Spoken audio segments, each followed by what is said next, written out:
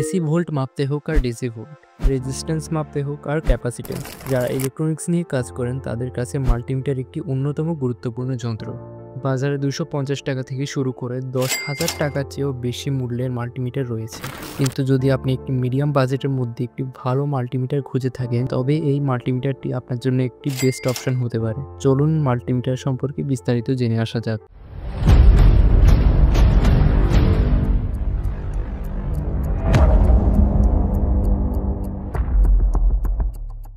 এটি হলো ইউনিটি ব্র্যান্ডের ইউনিটি 136B+ মাল্টিমিটার।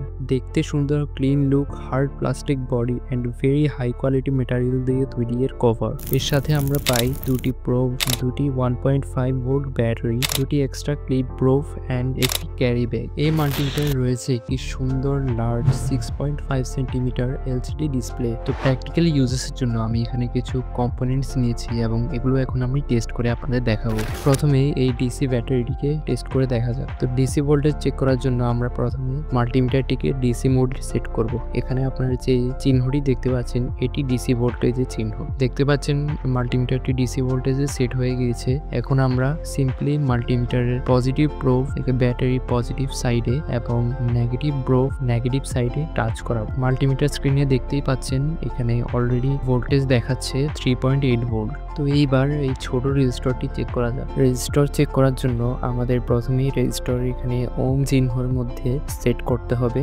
দেন যে প্রোভ দুটি আছে রেজিস্টরের দুই প্রান্তে স্পর্শ করাতে হবে। দেখতে পাচ্ছেন এখানে অলরেডি রেজিস্ট্যান্স দেখাচ্ছে।